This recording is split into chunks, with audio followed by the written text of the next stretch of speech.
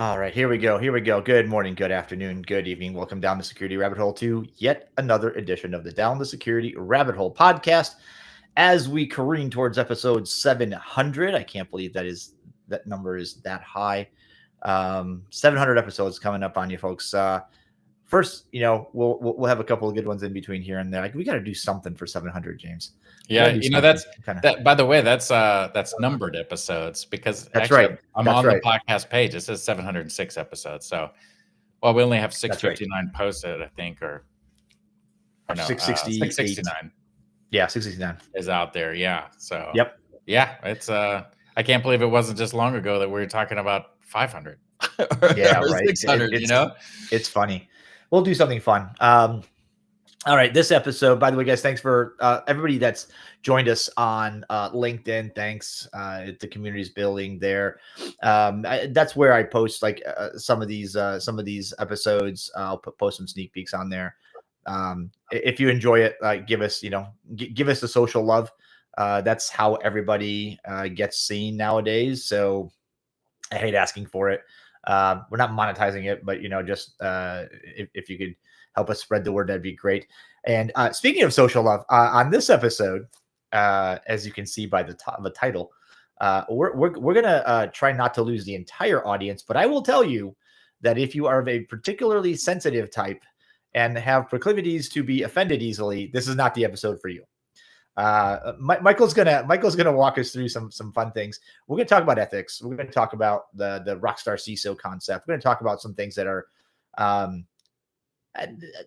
unwelcomed in some parts of the cybersecurity industry. So I've never been one to shy away from this topic. James, we've done it before. We've made fun of influencers. So let's give it a go. Michael, welcome to the show. Thank you, Rafael, for having me, and thank you, James, for having me, and congratulations on your close to come to 700 shows, which is crazy amazing. I have to admit, I've watched a couple of shows in the meantime from you. I didn't know you before we connected, but I will definitely spread the word. Trust me on that. That's awesome. I appreciate that. That's good. I always tell people that the reason I do this is for conversations that I want to have, and I let the audience listen in. Like I do this anyway, even if nobody listened, because these are just my way of staying in touch and learning something new and just talking to interesting people. And you fall. I followed you for a bit. I've seen your posts kind of scroll by, and most recently I read something by you, and I was like, oh yeah, that guy needs to be on the show. We need to have that conversation. We'll get there. We'll get there in a bit, but I want to start with this whole concept of like we have as an industry, I think we have a rockstar CISO problem. And it's not because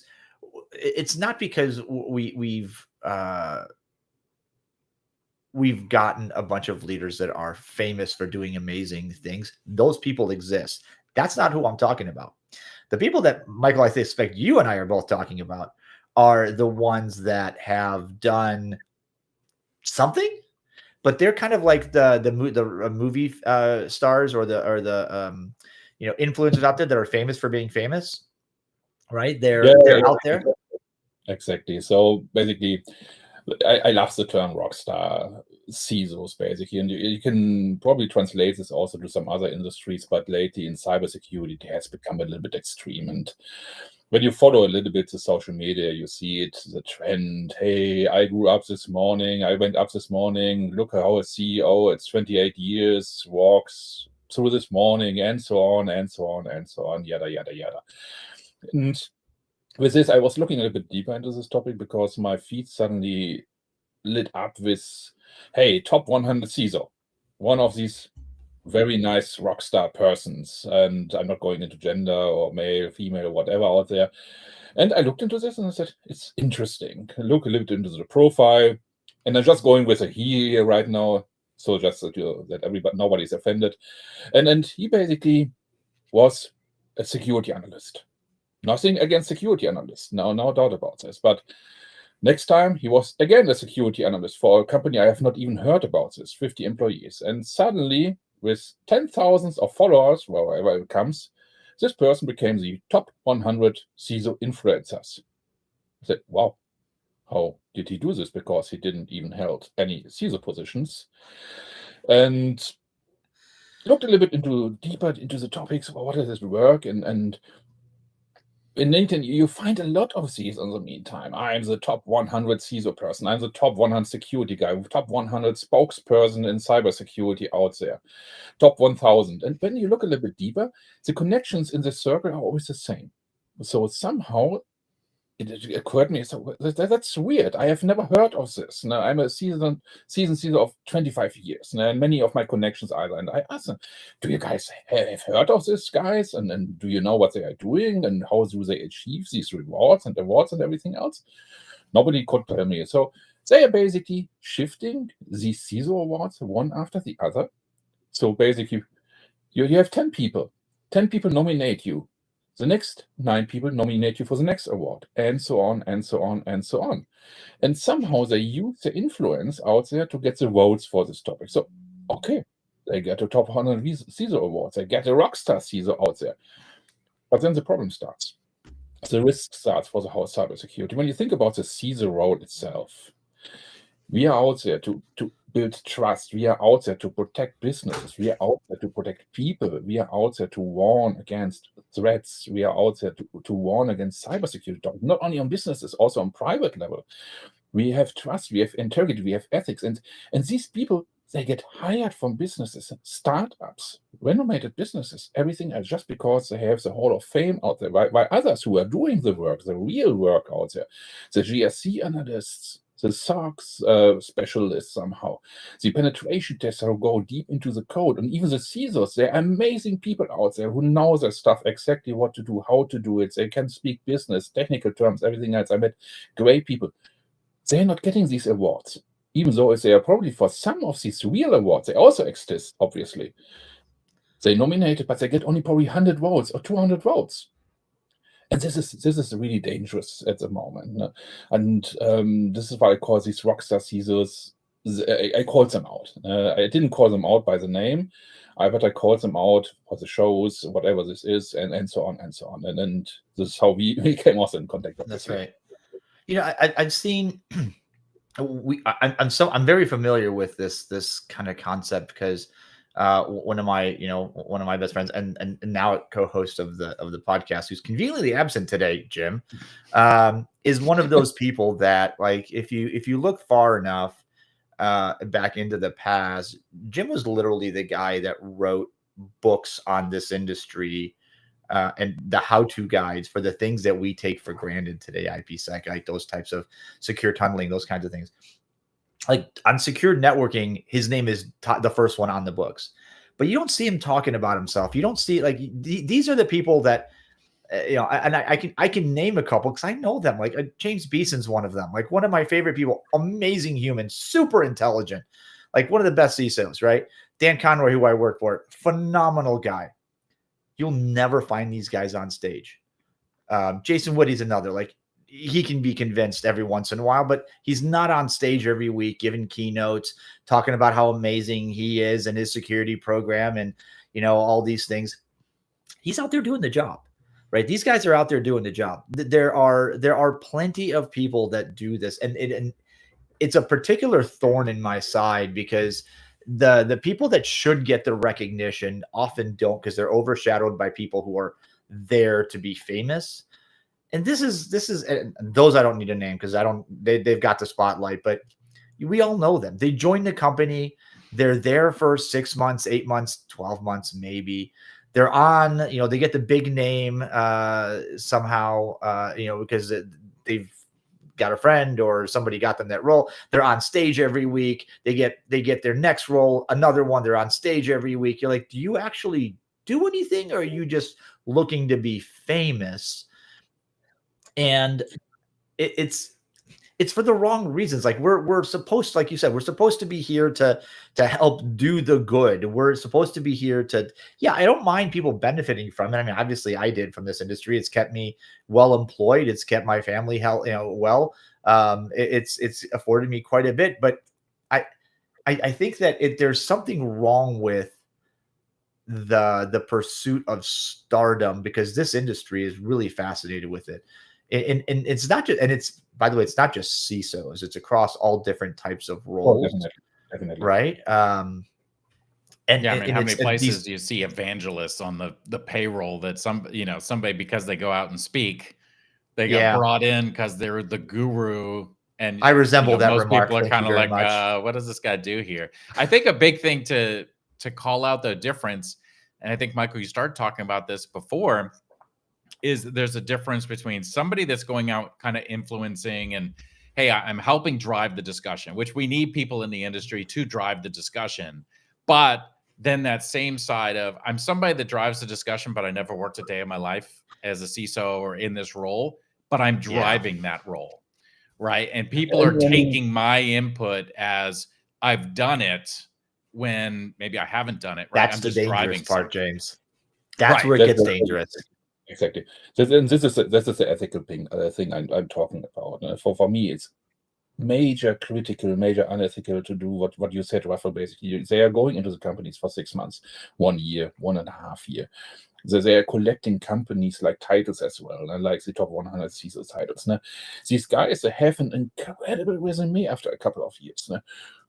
Google, Microsoft, Apple, Amazon, I stayed there, plus call a few top Fortune 500 global companies on top of this. When you look a little bit deeper, 6 months there, 6 months there, 1.5 years there, 1.5 years there. But when they apply for positions, the top paid positions, and you know some of the top positions, they get really good salaries, up to 7 figures for CISOs. They get this position, and then it's getting critical because they bring in their own people, their own friends. But what they are doing actually, they're not helping. They don't know the basics of some topics. And I tried to talk to some of these guys. Most of the time it ends up I'm getting blocked when I really asked what are you doing? What is behind this? What is your education? What do you know about your job? They don't understand basics with this. When I was learning about cybersecurity, one of the basics is the CIA circle, confidentiality, integrity, availability, or what do you need to do with your topics, and now your assets, what do you protect? And this is a basic question. Ask them, what are you protecting? And when you see the stare blank face, what is he talking about? Then you already know what's going on. And they say, oh no, I'm here to report to the board of management. Oh no, you're not. The board of management is not what your job is. Your job is to protect the assets, the business, the processes behind it, to improve, to stay up to date, to educate the people, to go out there. I don't mind people writing a book. I don't mind if people going on conferences and speak and whatever else. It's actually good to do this. Spread the word, get out there, teach the people, teach the world what is going on, because many people don't even know how scary it is in cybersecurity, what exactly is happening. It's really, many of you know these picture problems, these iceberg picture from the internet, where you see just the top of the internet, and below you see everything else. And in cybersecurity, it's exactly the same. Now you just see the top. You see the top hacks out there, like what we had with Salesforce recently. Google got hacked and everything else. But this is not the big problems. Google, Salesforce, they will recover from this. We are talking about the medium-sized companies, the small companies, the startups, basically, the private people, which bank accounts got drained somehow because somebody's using wrong configurations, or let's say the medium-sized company with 100, 200 people get hacked because they couldn't afford a CISO anymore. Let's say some services behind it, they don't know how to protect everything, or they suddenly have to comply with some weird compliance framework out there with this topic, and these people are losing their jobs. And they look into these coming back to the rockstar CISOs, they're looking at these rockstar CISOs and say, hey, this guy know what is going on. Let me help them. Let me ask them with this topic. And that is another story. They're sending requests to these people. They say, yeah, I can help you with whatever I want, what question you have. Pay me up to $400, $500 an hour. And these are real numbers. Where I say, yes, it's already lawyer numbers. And I give you my template. And then you can see what it is. And template, I've seen one of these templates. It's just nothing. There's no substance behind it. It's like, hey, protect your assets, do awareness training, blah, blah, blah, blah, yada, yada, yada.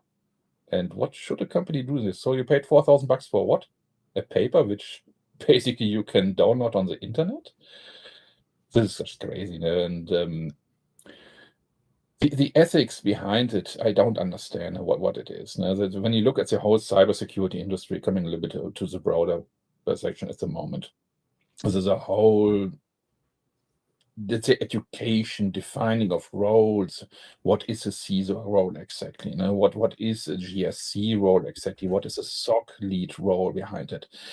There is no clear definition out there. Everybody knows what a CISO has to do, but does really everybody know what the role is behind? He's not a technical analyst anymore. He's not the guy who is going into the infrastructure anymore and really is looking into vulnerabilities.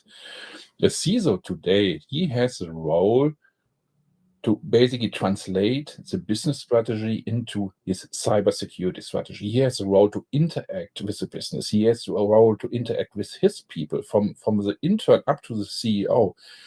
He has a role to open doors, to integrate himself into the business processes and open the door for his people. It's more a leadership role. It's more a business role than anything else in the meantime. It's interesting that you say that, because this podcast, 700 plus, a number of episodes ago, started from that conversation.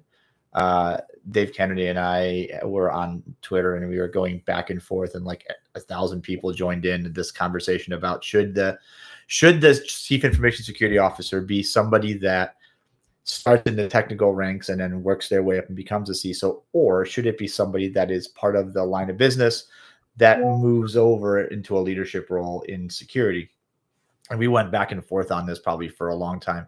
And I think what we're learning, if I'm reading the tea leaves and the telling correctly, is that the super technical, the deeply technical CISO has a place in smaller companies, but not in the medium to large enterprise, because it becomes untenable.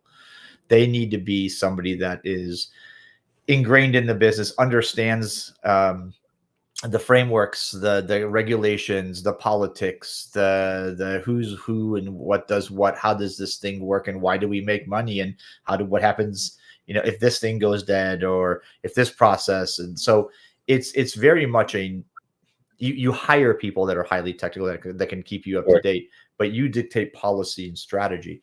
And we could argue about that all day long, but I think that's the key.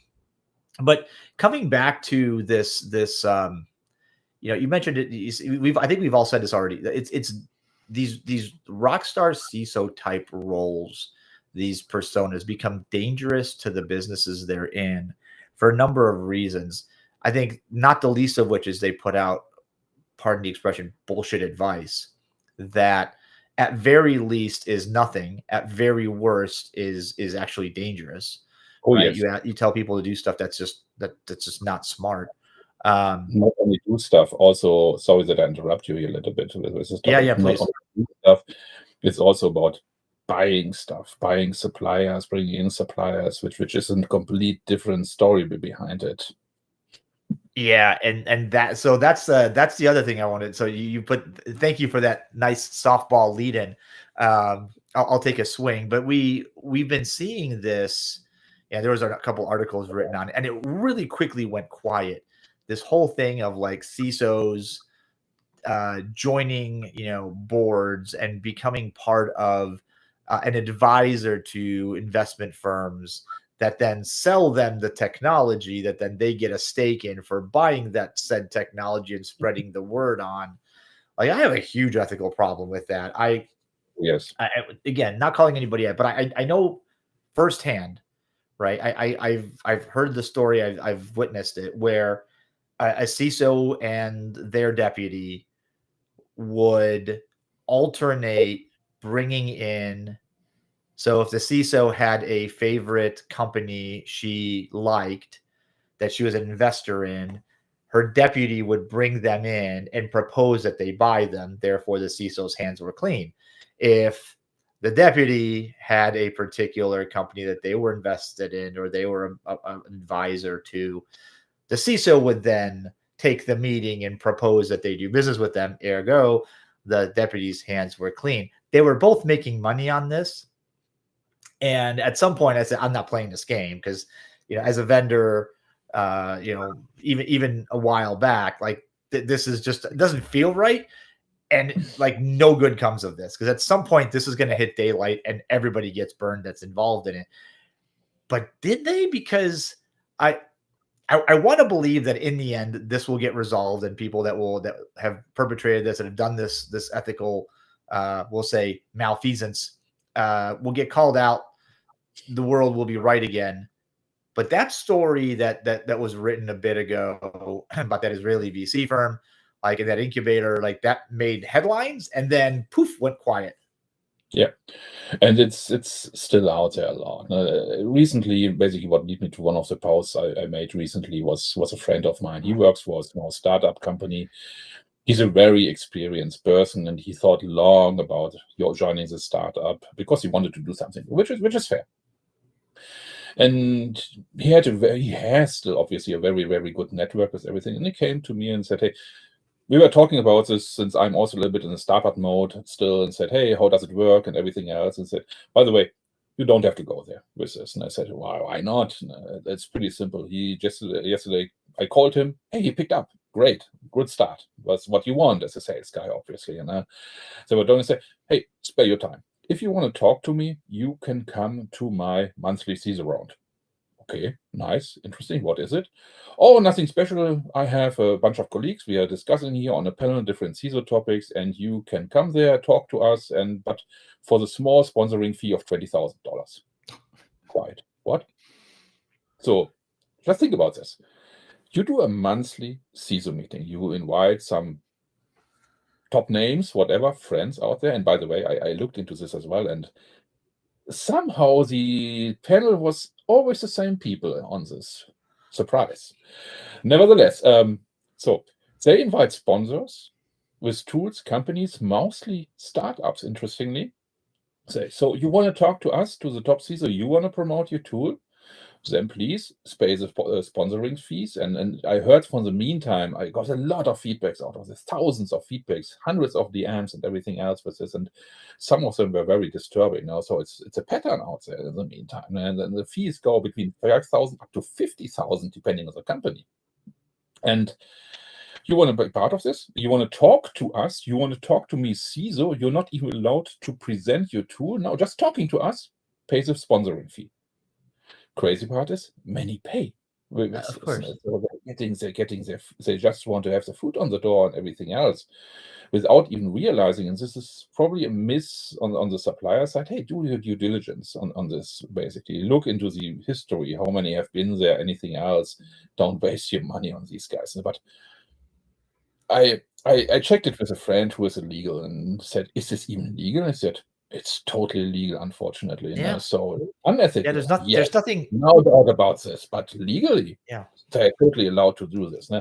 And it's the same. It's the same play, like you said, with the guys basically buying stakes into different AI startups and bringing in these tools, sometimes even completely unvetted, and it's just crazy. This was also a pattern from the emails and the DMs I got in there, and I was very close to pull out a list with name of companies and everything else, send it to the CEOs and say, "Hey guys, do you even know what's going on in the area?" Or to the procurement teams, are you aware? What are you doing? But no, I'm not doing this. I'm not going this rabbit hole.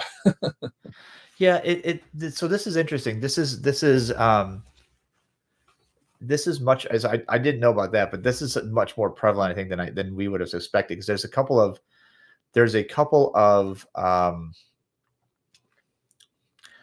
there's one particular one. Again, I'm not in the business of naming things, so I'll just say there's a conference that gets run a couple times a year, and it's always, "Hey, come sponsor." It's these great names. Wouldn't you love to meet the CISOs in this locality? It's this beautiful venue. Come sponsor. And when you look, the first time you look at it, you're like, "Wow, those are pretty interesting names." But if you look at who the attendees are, it's always the same people. And like you said, it's always that same group. And I'll go one step further and say, in the years that I've been on the vendor side, I don't think any one of them have ever bought anything that any company that I've worked for have been selling. Now that's my limited, obviously, right, limited scope here, but I'll take my sample size and maybe extrapolate something out of it, and that is that this feels like a mill. Like you just, it's a great way to go have a golf outing. It's a great way to go have a, a 1-day conference. It's a great way to, and then have people bring you interesting topics, pay money, and you get nice lunches, you get a nice dinner, nice venue, and you may or may not get a chance to talk to the people that will hopefully bring you back and buy something from you. And I start to wonder, like, is this why all of our security tech is just so damn expensive? Like, why we have to raise, $1 billion? Is it because we're buying, like, is this the equivalent of just buying off the end? Like, pharmaceuticals does this. I've sat in doctors' offices where a pharmaceutical rep shows up, dumps, a carton of samples, and it says, "Hey, when do you guys want to go lunch? Bring me the group to go do lunch next. Where do you guys want to go golfing next week?" Like, wait a second, this feels like buying off the office. This feels like buying the business. How is it legal? I know it's not illegal necessarily. I'm pretty sure it's not ethical. Rant over. Is it a huge difference from going, like, taking to dinner and doing all that stuff and all, hey, we're going to be in town. Come enjoy this steak dinner on us and all that stuff. I mean, a little bit feels like, kind of hate the player, don't hate the game type of thing. Yeah, but be careful. In some countries, it is illegal. So there are some countries who have strict rules against this. And we call it out how it is. It's bribery. Bribery in plain sight, obviously. With this topic. But also the other countries, they have ways around. So what happens basically, let's say, it's pretty simple, and I've seen it also firsthand. You fly out your leadership team to another country, to a conference, and meet the supplier there in another country. And there you get your gifts, your nice outing, probably an additional week of vacation or another vacation trip or whatever changes hands out of there.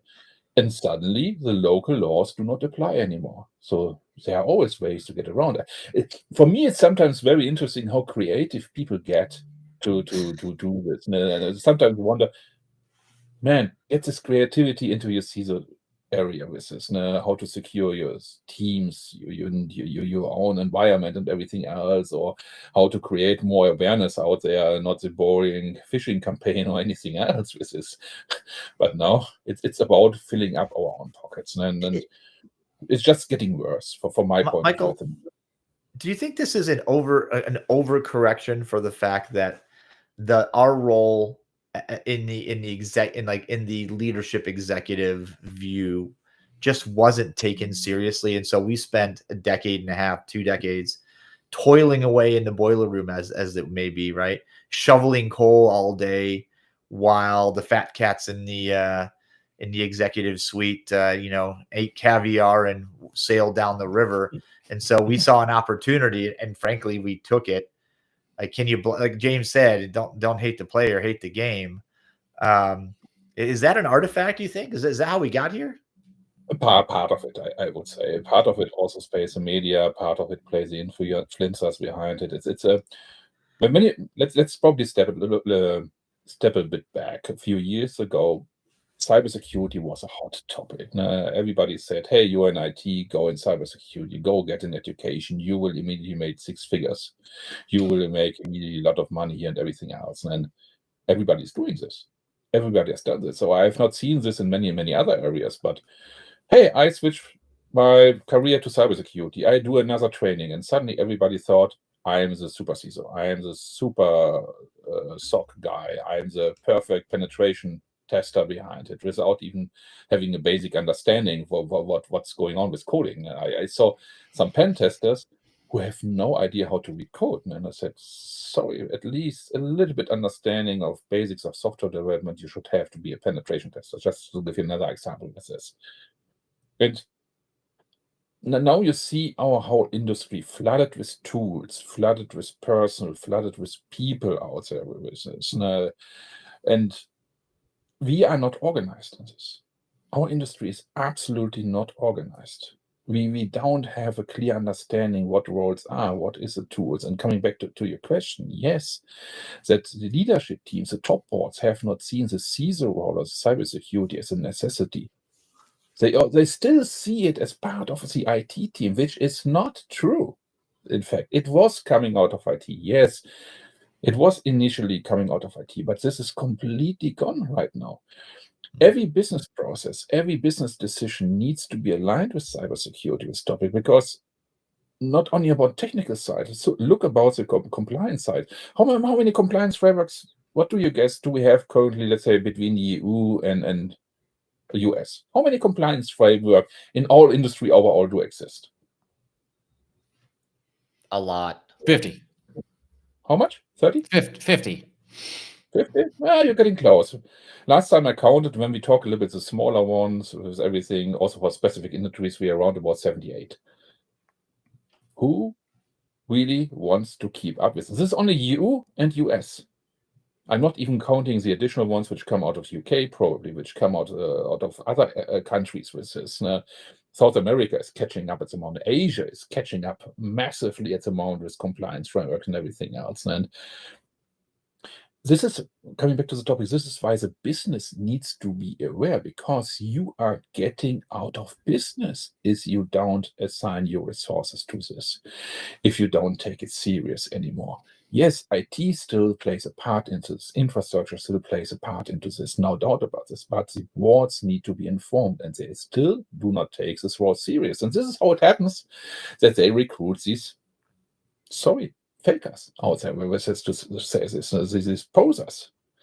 They think, oh, this guy, top 100 influencer, voice, everything else, a lot of guys, and he comes from one of the big five, two of the big five, actually, probably three already on his resume. Hey, great, they hired him one after the other. First of all, would raise a question, so why did he leave and why didn't they keep him? But that's another story, which I never understand. He must know what he's doing. Oh, no, he does not. He does not. Because the thing is, when you're in a CISO role, you plan not for 1 year. You plan up to 4 or 5 years aligned with the business strategy behind it. You have to react on a real basis. Now, 3 years ago, we were talking about AI.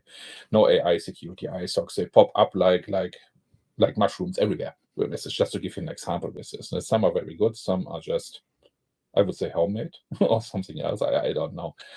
And the venture capital behind this is just crazy, and obviously they have a lot of influence on this. Now, they want to push the influencers, they want to get the people out there on the boards. The boards, they have to take it serious. The HR areas have to take it serious right now. Don't hire, and sorry to say so, I'm pretty sure they exist, but these 28-year-old unicorns with leadership experience, have an MBA out there, 10 years of experience, know everything, and have worked on the top 5.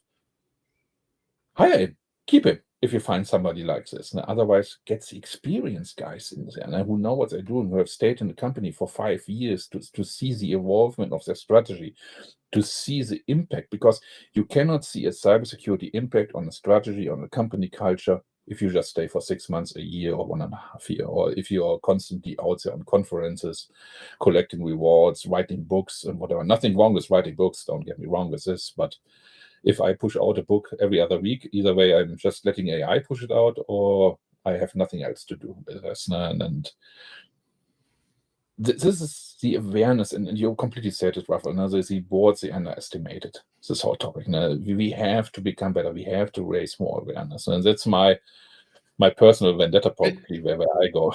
It's interesting to look at one tenure, right? I mean, to your point, I mean, it takes a few years to recognize any gains in security when you come in as a new leader. So if you're there for 6 months or a year, there's a good chance you were dipping out before anybody is able to realize gains or losses, right? Like, That's the thing. I came in, I spent some time, and before anybody realizes what's going on, I'm out of here, right? And I'll move to the next one. I'll move to the next one. And with the big names, once you get a big name, right, you barely even have to interview. I will say that having the influence side of things, there are organizations that are looking for somebody that in a leadership position, can you build a team? If I'm somebody that has no internet presence, who am I reaching out to help build a team of tech people? So maybe there's an angle there, but I do find it interesting that we've seen for a while now, even on like security analyst roles, AppSec roles. I mean, in the just job descriptions, they're posting saying, nice to haves. You go out and give talks. You go out and do this. You know, like they want you to have this virtual presence, like that makes a difference, whether you're going out presenting or whether you're just sitting down, heads down, actually getting work done. There's this stigma around the fact that if you're the one presenting, you're working on this groundbreaking stuff that, we got to have them here because they're going to just take us leaps and bounds. Yeah. When really they're just presenting on stuff a lot of other people are already working on. They're just not talking about it. Right. But there's that stigma around this. And I could see, you know, at the CISO level, you know, boards sitting there kind of taking that same perspective and saying, oh, we want somebody that's outward facing and has this big name, because it's almost like that compliance checkbox. Like, ooh, look who we got. We must be doing security because they're beloved by all. Can I ask, do you guys think does this happen with CEOs? Does this happen with CFOs? I don't think so, to be very honest. Probably with CIOs more on a technical level.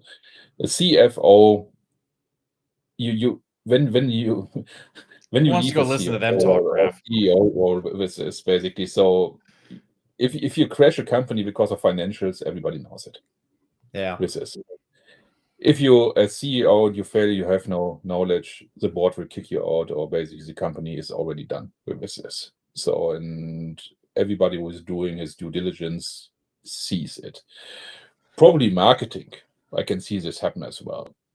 But I'd say these very, very intense, crucial roles, CFO, probably COO, and also probably CEO. I don't see this that much happen, because they work more on a strategic level. The CFO obviously is one of the most critical roles, probably one of the biggest partners right now for cybersecurity at all. For my personal view, the CISO should report either to the CFO or to the CEO. Because these are the guys who work with on a daily basis, who makes the critical decisions, strategic decisions for a company at all.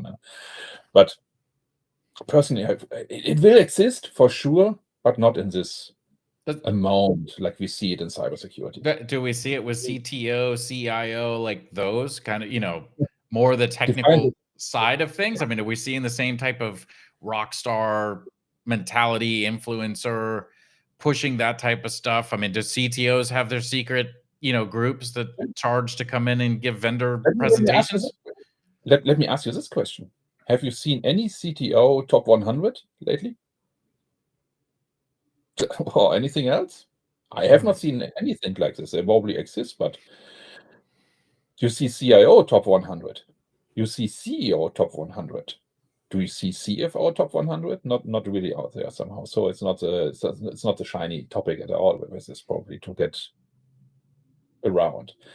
In some roles you can hide, in some roles you can't hide. This is also how I see it. In a CISO role you can hide as well. If you have an excellent team out there, let them do the work and shine. Happens with this. But it's also okay as long he's a very good leader and he can sell and let his team work. I'm totally fine with this. But don't sell everything that you're the best guy in the room and the most technical guy in the room. Basically, good leadership for me personally is I don't have to be the smartest person, quite the opposite. I have to hire persons who are way smarter in the area. They have to tell me what it is. And I just have to be dangerous enough that they don't bullshit me. That's my leadership. Very true. I think it's a good place to end it because we're out of time. So this has been a fun conversation, Michael. I think I think I'm always going to stand on the side of ethics. We've all done things that we later question, but it's the repeatedly doing those things and wondering if anybody notices the problem. I think this industry as a whole has an obsession with being famous and getting on TV and being, glorified and getting in front of and being a rock star for your peers. I think it's unhealthy. I think it produces a number of side effects that are felt by the people that you leave behind after you leave, or the people back in your company that are trying to, it's like a duck, right? Where above the water line, the CISO is standing on stage and getting award after award and giving keynote after keynote. Below the water, like back at home in the office, people are furiously working crazy hours just to try to, keep that company afloat. And I think it's dangerous. I think it's bad leadership. I think it's bad ethics. And I think maybe if it doesn't catch up with you tomorrow, I think it hopefully eventually will. But I don't know. This is a weird industry. Michael, thanks for joining us. This has been a good conversation, kind of a frank conversation. It's worth having for sure. It's a must conversation we must have out there. No? So we cannot avoid it. No? That's a reality. All right. Well, folks, thanks for listening. I hope you got something out of this, and be smart, have your wits about you, be ethical, be you, and we'll see you guys another time, another place.